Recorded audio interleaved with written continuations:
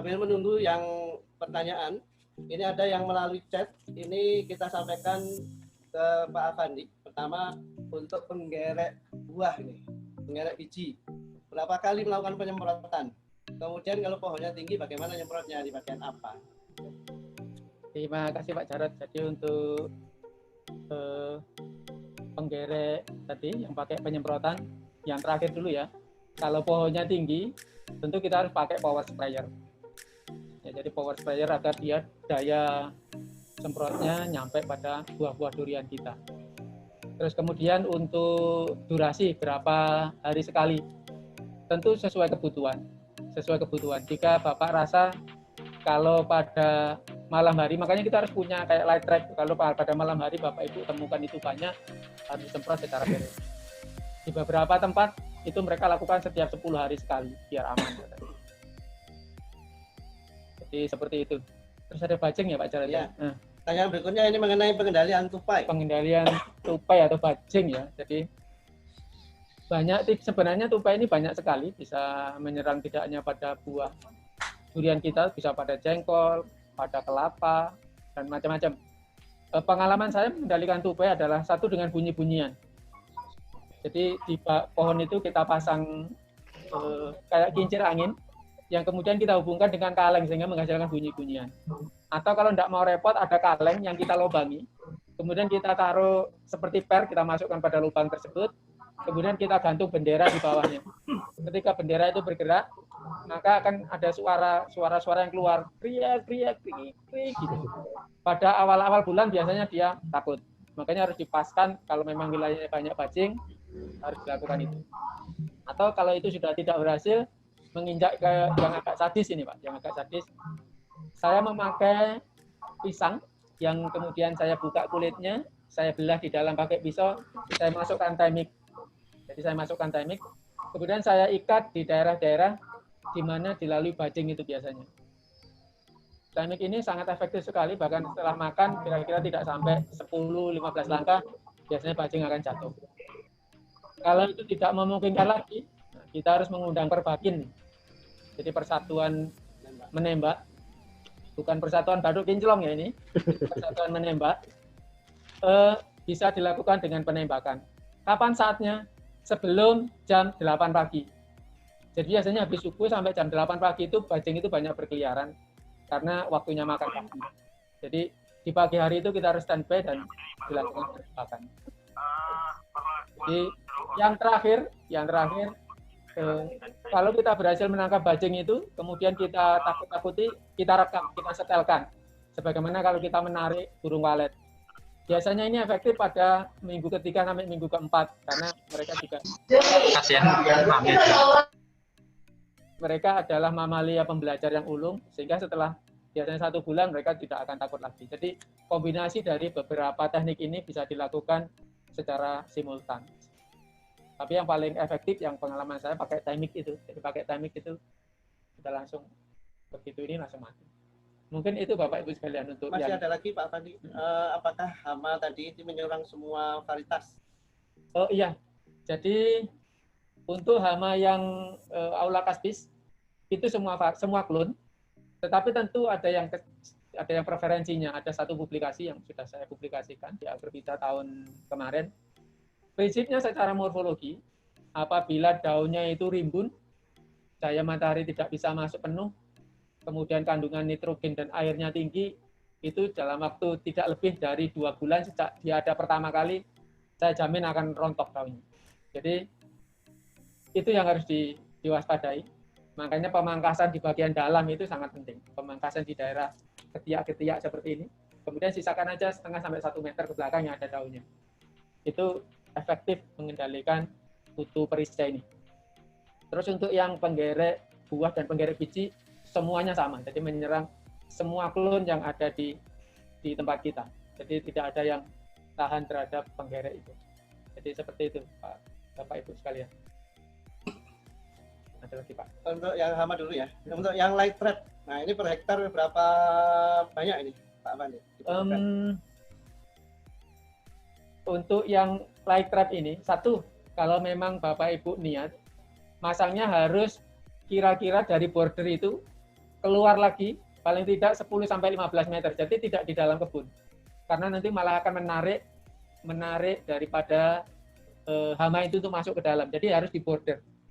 Itu bagaimana jarak antar light trap? Itu biasanya antara 30 sampai 50 meter cukup. Jadi 30 sampai 50 meter cukup. Kalau misalnya itu menyulitkan disampel saja karena ini adalah penarik.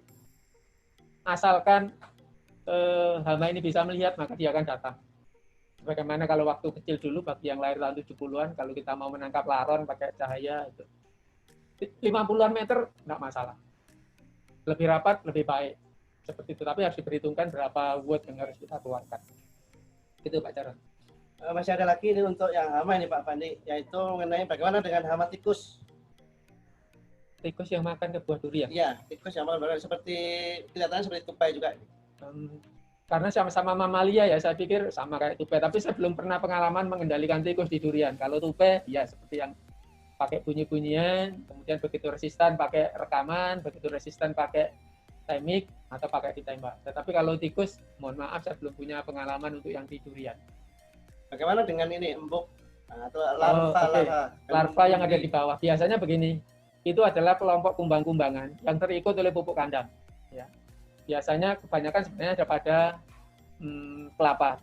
Namun itu bisa dikendalikan apabila Bapak Ibu mampu membolak-balik tanah di bawah kanopi itu, biasanya dia akan mati.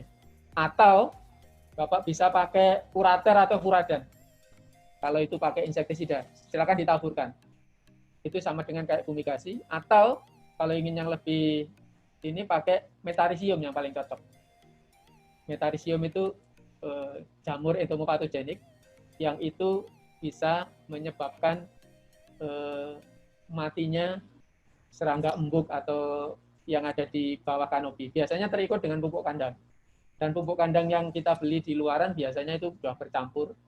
Dan itu tidak dilakukan pemanasan sebagaimana kalau produk-produk oleh perusahaan sebesar. Misalnya bahan organik produknya, mohon maaf, petrokimia misalnya, karena itu sudah dipanaskan sampai suhu 200 derajat. Jadi dibalik, kalau tidak mampu pakai kurater atau furadan, atau kalau tidak mampu kalau ingin lebih ini pakai metarisium, jadi jamur patogen serangga. Itu, saya mau bertanya masalah Pythium vexan, Pak. Tadi yang dibahas sama Pak Panca Jarod. Halo. Oh ya, silakan. Terus. Silakan. Gini Pak, saya ada kebun di Palembang, jadi kayaknya juga saya sudah pernah kena jamur atau apa ini sudah beberapa kali. Salah satu kasusnya yang paling mengerikan itu sorenya agak layu, besoknya sudah kayak gosong full, satu pohon itu gosong penuh. Jadi dari penjelasan Pak Panca tadi cuman istilahnya sanitasi dan lain-lain. Apa ada sudah istilahnya cara kita untuk menanggulangi atau bagaimana caranya, seperti apa bisa disembuhkan dengan trichoderma, atau saya juga kurang ngerti bagaimana caranya, Pak. Oke, terima kasih Pak. Sama tadi Pak Frans. Iya. Oke, itu memang salah satu momok di durian ya, dan beberapa pohon lain seperti alpukat.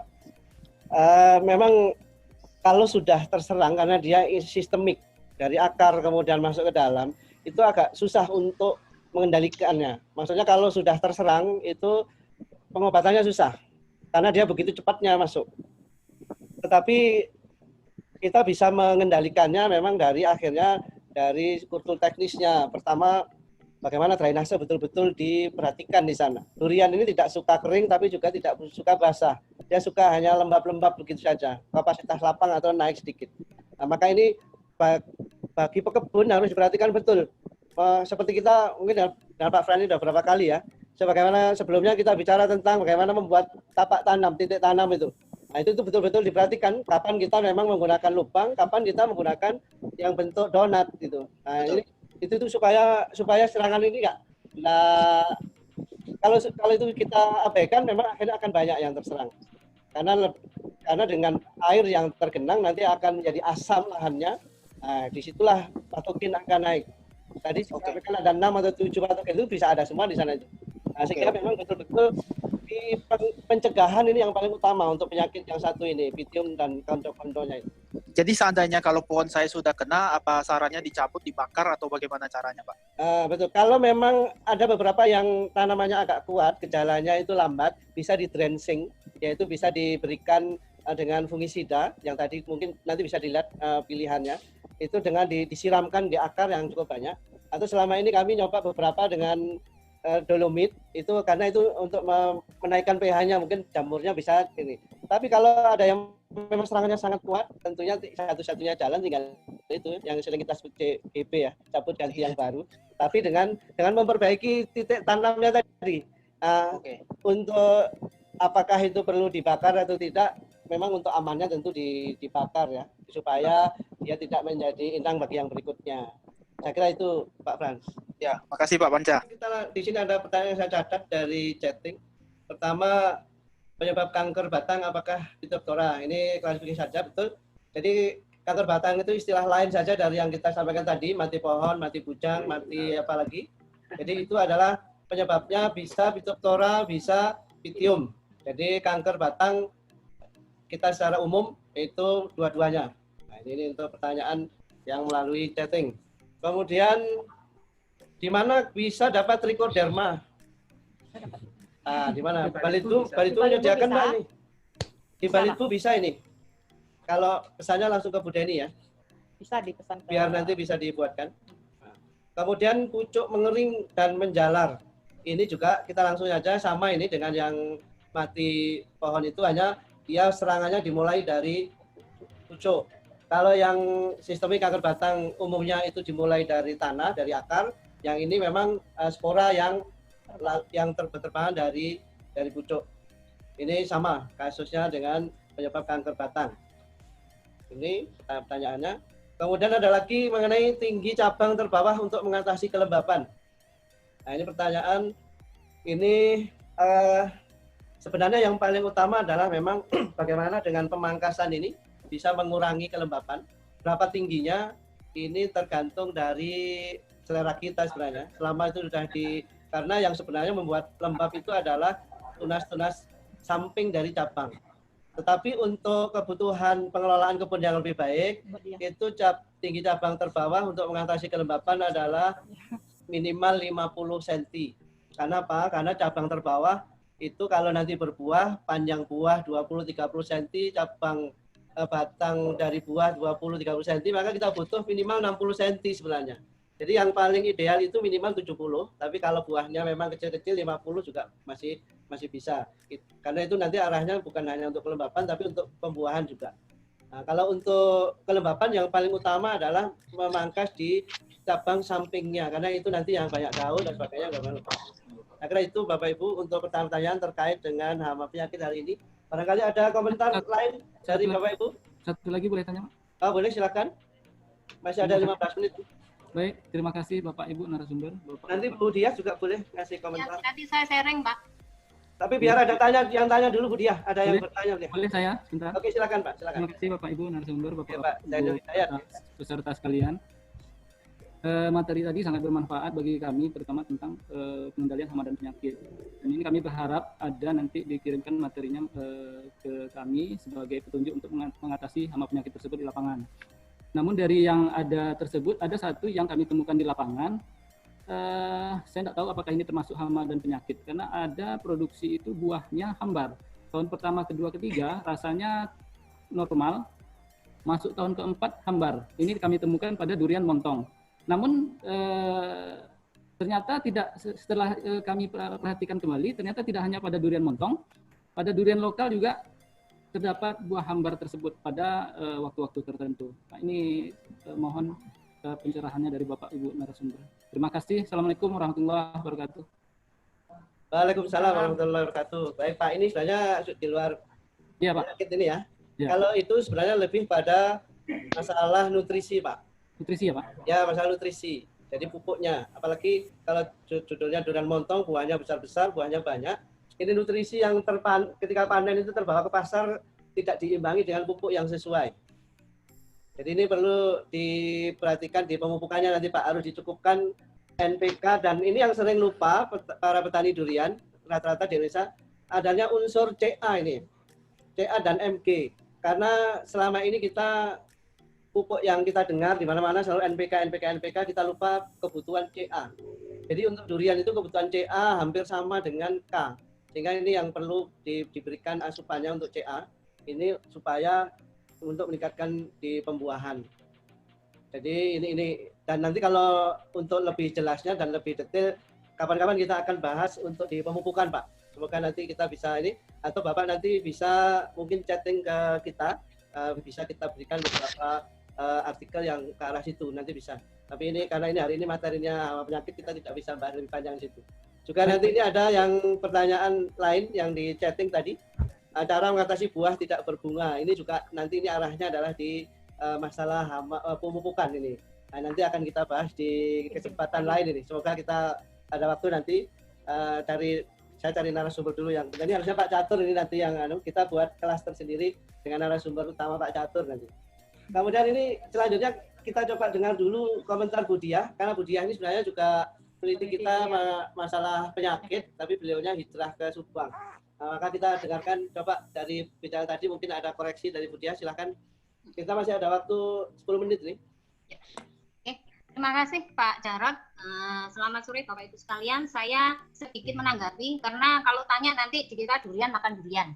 Jadi yang saya bisa sharingkan barangkali Pak ya, untuk penyakit yang itu adalah yang disebabkan Phytophthora dan saudara-saudaranya, jadi Pithiaceae, itu memang kecenderungannya itu dia menyerang di akar. Sehingga ini kasusnya adalah kita kalau tahu pengendaliannya itu adalah tanah.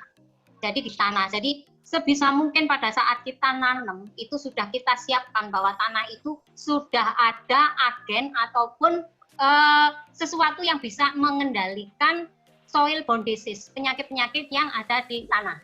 Karena apapun cendawan itu adalah sudah dari sananya memang ada di tanah.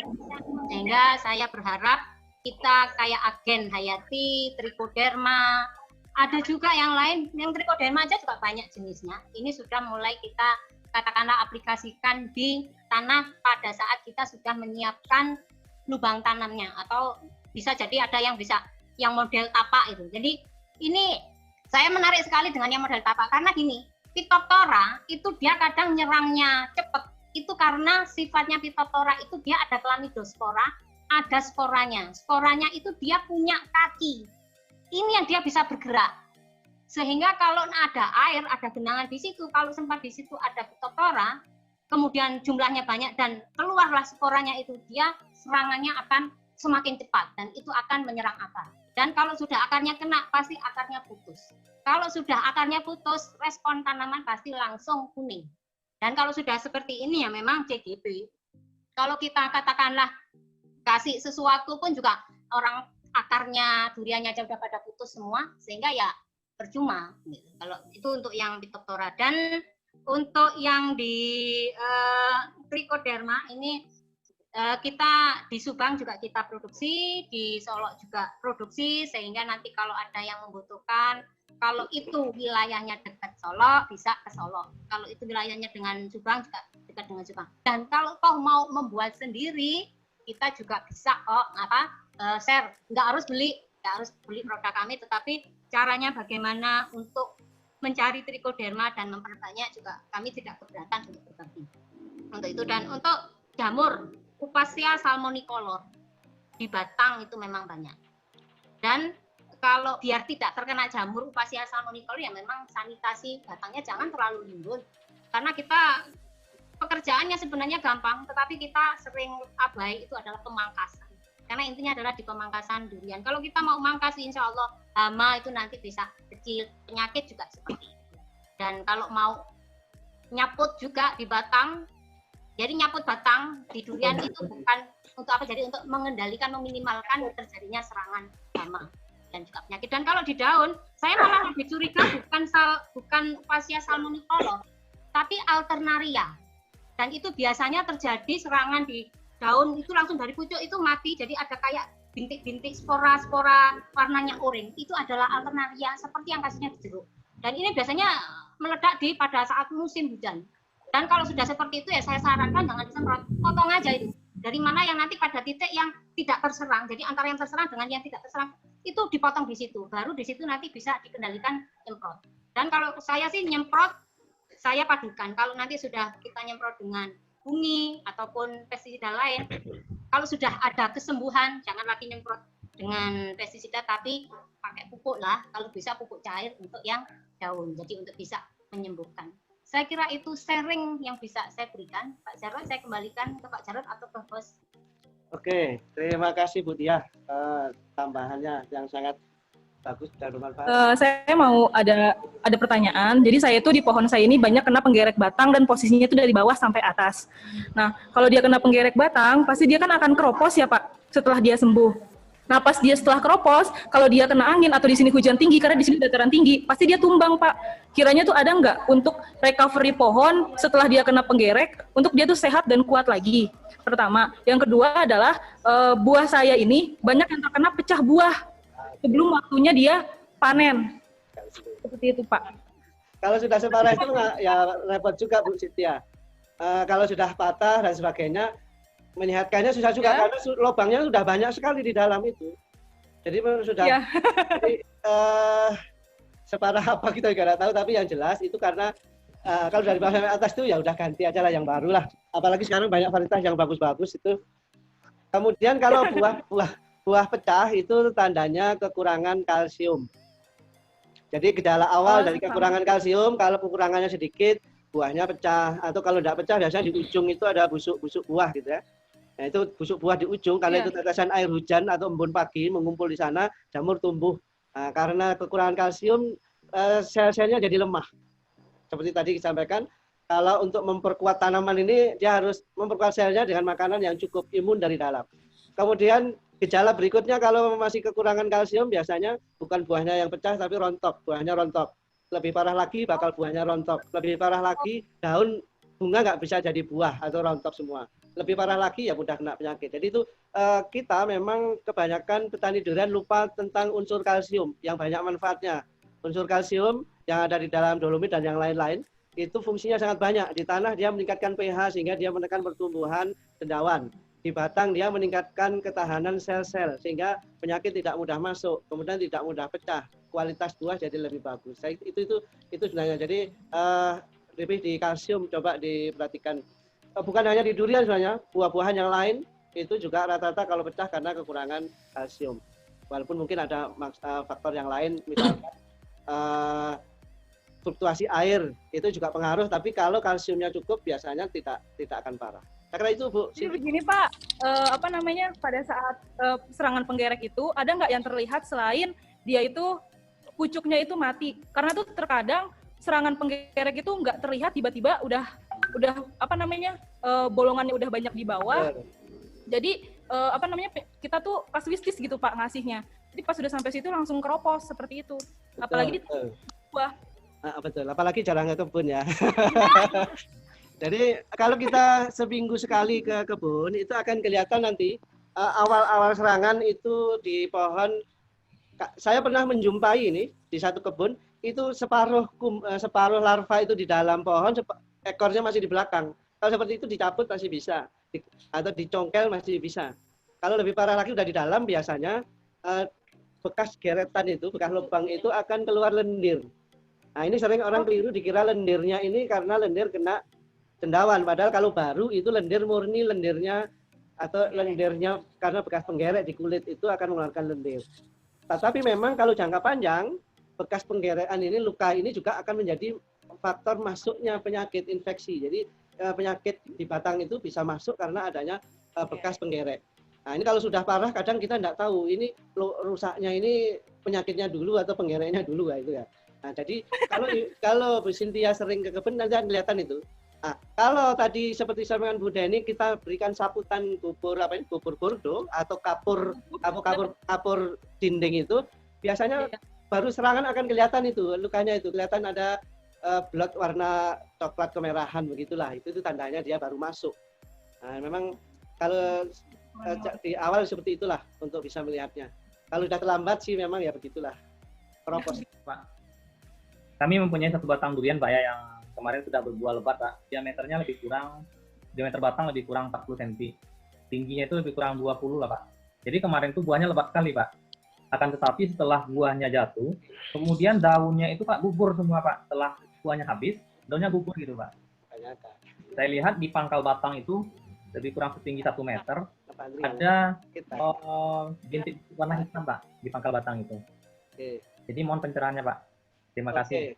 Itu karena Pak Hanif nggak pernah ngasih buahnya ke kita sebenarnya masalahnya itu.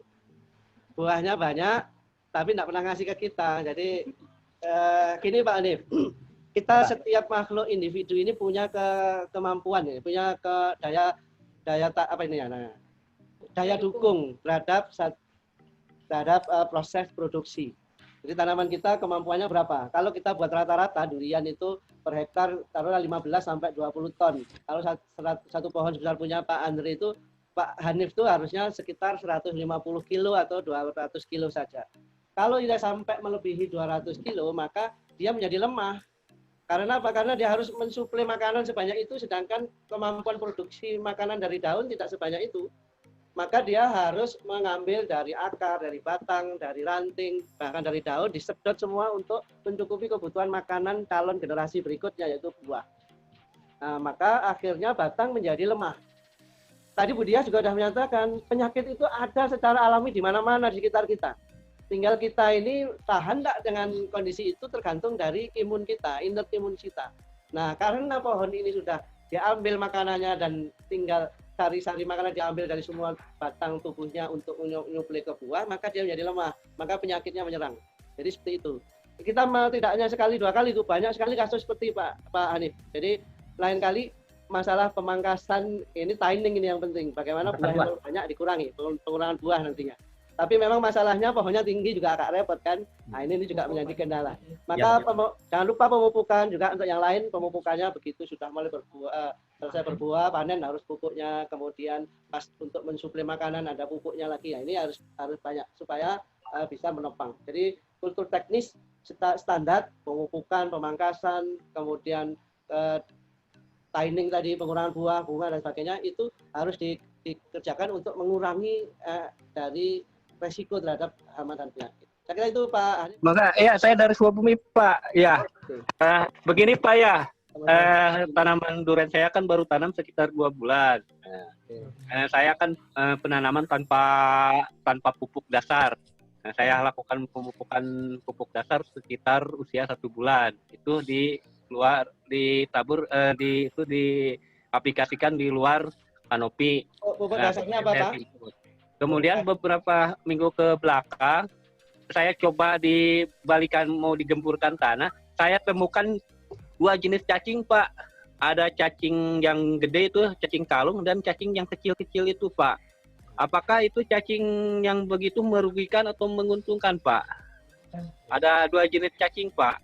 Kalau jenis cacing yang kecil itu dipupuk Pak. Apakah pengaruh pupuk proses pengoposan saya kurang matang atau bagaimana Pak? Oke. Mohon Pak pencerahannya. Ini pupuknya pupuk kandang Pak ya? Ya, pupuk kandang. Ya, kohe domba. Itu cacing yang bisa Bapak lihat itu tandanya cacing yang bagus Pak. Dia yang akan mendekomposisi awal dari pupuk kandang Bapak dan juga bahan organik lain di sekitar situ. Jadi itu dua-duanya adalah cacing yang baik. Ada memang mungkin Bapak pernah dengar ada cacing yang tidak baik itu namanya nematoda. Nematoda itu Bapak tidak akan bisa melihat dengan mata telanjang. Oh iya. Cacing nematoda itu tidak bisa dilihat dengan mata telanjang, tapi efeknya di akar durian Bapak nanti menghitam. Tapi kalau cacing yang bisa dilihat, yakin itu adalah cacing yang bagus Pak, tidak apa-apa. Oh iya. Oke. Yang terakhir nih silahkan Pak Catur sebagai penutup nih. Pak, apakah itu cacing saya kasih puradan, taburkan puradan itu? Jangan ya. Jangan. Oh iya, oke. Bapak sering lihat itu ada casting pupuk dari kompos cacing itu kan bagus sekali. Jadi itu malah bagus. Iya. Oke Pak. Terakhir dari Pak. Terima kasih. Pak Catur nih. Bongnya nih. Ya, terima kasih Pak Panca. Mau tanya strategi yang terbaik yang dianjurkan oleh Balitbu tentang pencegahan, ya bukan kuratif ya, bukan penyembuhan, untuk melakukan dalam penyemprotan setiap bulan lah. Itu dilakukan adalah ya memang tergantung serangan Pak ya. Nah, jadi adalah seminggu sekali atau 2 minggu sekali atau 3 minggu sekali atau 4 minggu sekali. insek fungi bergantian, ataukah kita boleh insek campur fungi sekalian, atau mau bagaimana Pak? Jadi kasih kami yang preventifnya. Kalau kuratif kan kalau kena kita tentu seminggu sekali, bahkan ada bisa 3 hari sekali kalau memang terkena. Tapi sampai sembuh kemudian kita preventif. Jadi dikasihkanlah sebulan itu yang aman untuk kami sebagai pekebun durian bisa melakukannya Pak. Terima kasih Pak. Baik Pak Catur, terima kasih atas pertanyaannya. Jadi begini Pak, untuk apakah bisa dicampur atau haruskah tunggal, itu sangat tergantung dengan insektisidanya atau funginya Pak. Beberapa insektisida tidak mau dicampur, tapi beberapa boleh dicampur. Karena itu biasanya terkait dengan bahan-bahan yang ada pada fungisida atau insektisida tersebut. Kalau boleh dicampur, tidak apa-apa, silakan saja Pak. Tidak apa-apa dicampur. Tetapi kapan nyemprotnya, nah sebenarnya semuanya harus berbasis pengamatan. Misalnya Bapak merasa bahwa ini populasinya sudah kayaknya parah, nah harus ini periode semprotnya harus pendek. Tapi begitu kalau hanya ada 1, 2 aja biarkan tidak apa-apa Pak, biarkan alam yang mengendalikan. Karena di alam itu memang sudah ada pengendali alami, sehingga kalau kita bantu terus maka alam itu pun tidak akan menjadi lemah karena selalu mengandalkan bantuan kita. Jadi boleh dicampur, boleh tidak, tergantung pestisida yang Bapak pakai. Seperti itu Pak. Jadi sangat menentukan pestisida yang Bapak pakai. Untuk interval, seperti yang saya katakan tadi, tergantung tingkat keparahan. Kalau memang sebenarnya setiap hama atau penyakit itu ada ininya Pak, ada ambang ekonominya. Misalnya kalau trips, begitu ada Bapak ketemukan 7 di satu pohon, itu berarti harus semprot. Kalau di bawah itu tidak apa-apa, karena kerusakannya tidak signifikan. Seperti itu. Jadi Bapak bisa merasakan mungkin Pak Datur kalau misalnya, oh ini kayaknya sudah parah, nah, harus semprot sesuai dosis anjuran, kemudian waktunya dipepetkan. Begitu populasinya berkurang, nah ini periode semprotnya juga harus dikurangi. Seperti itu Pak. Oke, terima kasih Pak. Terima kasih. Sama Pak Catur. Oke, demikian Bapak Ibu sekalian. Sebenarnya kelihatannya harusnya masih panjang yang harus kita bicarakan, tapi waktu juga yang membatasi kita.